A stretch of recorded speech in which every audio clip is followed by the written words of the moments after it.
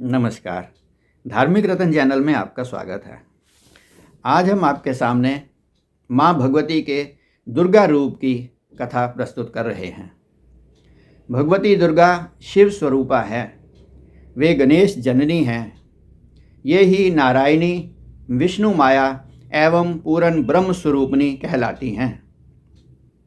देवी दुर्गा ही संपूर्ण विश्व को सत्ता, स्फूर्ति एवं सरसता प्रदान करती हैं। इन्हीं का प्रसिद्ध नाम शक्ति है। कोई इस महाशक्ति को निर्गुण कहते हैं और कोई सगुण। वास्तव में महाशक्ति धरती का संतुलन बनाए रखने के लिए ही सगुण रूप धारण कर लेती हैं। सारा विश्व इनकी ही सृष्टि है। परा एवं अपरा दोनों प्रकार की शक्तियाँ इन्हीं में निहित हैं। ये ही विष्णु और महालक्ष्मी हैं, श्री राम और सीता हैं, श्री कृष्ण और राधा हैं, शिव एवं पार्वती हैं और ब्रह्म विद्या भी हैं। शक्तिमान और शक्ति ये ही हैं। जब जैसी लीला करनी होती है तब यह वैसा ही स्वरूप धारण कर लेती हैं। अब हम आपको देवी के दुर्गा रूप धारण करने की कथा कहते हैं। प्राचीन काल में दुर्गम नामक एक महाबली असुर हुआ है। उसने ब्रह्मा से वरदान प्राप्त कर लिया था। उसी वरदान के प्रभाव से उसने चारों वेदों को विश्व से लुप्त कर दिया। बल के घमंड में वह पूरे विश्व को पीड़ित कर रहा था। उसके बल को देखकर सभी देवता बहुत ही घबरा गए थे। वेदों के लुप्त हो जाने से धार्मिक क्रियाएं बंद हो गई थी, जिससे कि अकाल पड़ गया था। फसलें नष्ट हो गई थी। नदी और नाले भी सूख गए थे। भोजन के अभाव में सारी प्रजा मृत्यु तुल्य कष्ट पा रही थी। तीनों लोकों में हाहाकार मच गया था। इस प्रकार सारी प्रजा का कष्ट देख करके देवता लोग भी बहुत त्रसित थे। अतः देवताओं ने माँ भगवती की स्तुति एवं वंदना की। देवताओं की स्तुति सुन करके माँ भगवती वहाँ पर प्रकट हुई। तब देवताओं ने माँ भगवती को अपनी करुण पुकार सुनाई और कहा, हे माता, मनुष्य एवं देवता हम सभी लोग दुर्गमासुर असुर से बहुत ही कष्ट उठा रहे हैं।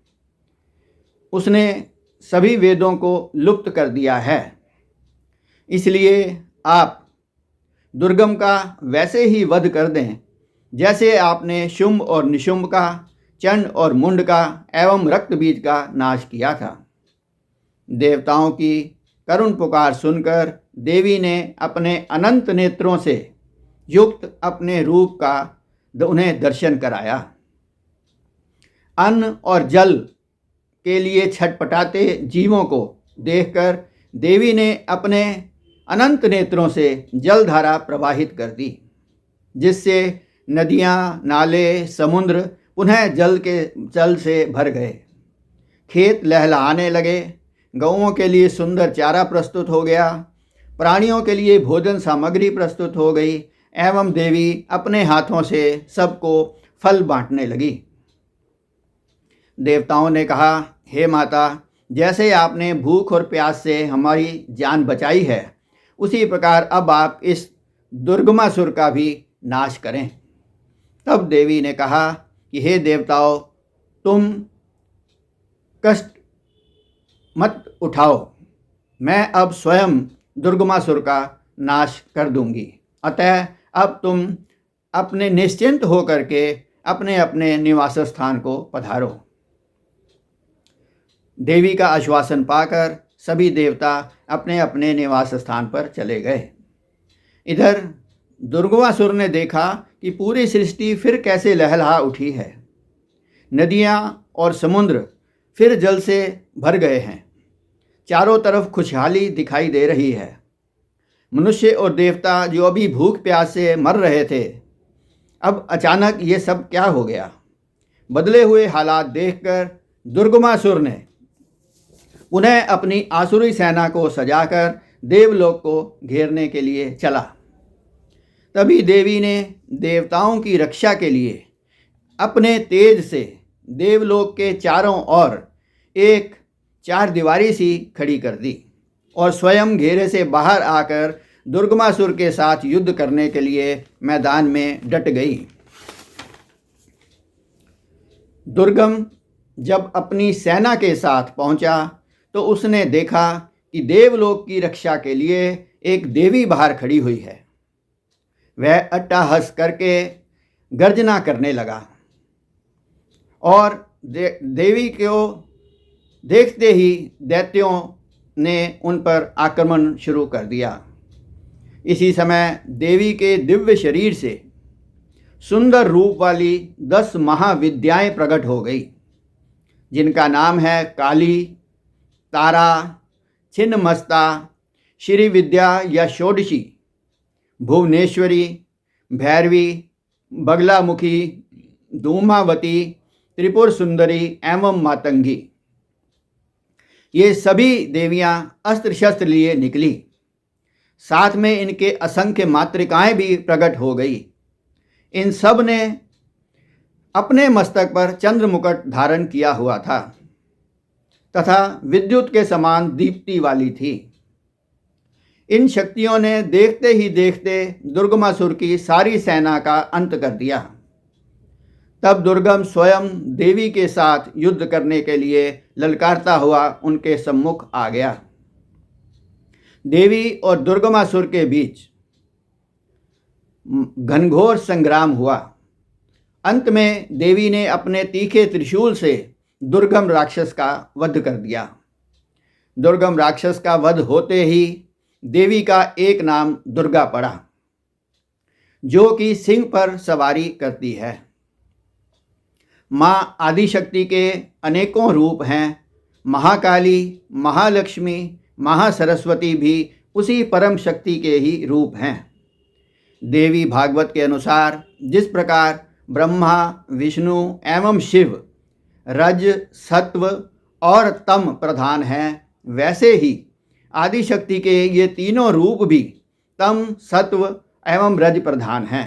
तम रूप में महाकाली आती हैं, सत्व रूप में महालक्ष्मी आती हैं एवं रज रूप में महासरस्वती आती हैं। दुर्गा के 9 विग्रह विख्यात हैं, जिनकी हम नवरात्र में पूजा किया करते हैं। प्रथम शैलपुत्री, दूसरी ब्रह्मचारिणी, तीसरी चंद्रघंटिका, चौथी कुष्मांडा, पंचवीं स्कंद माता, छठी कात्यायनी, सातवीं कालरात्रि, आठवीं गौरी एवं 9वीं सिद्धिदात्री।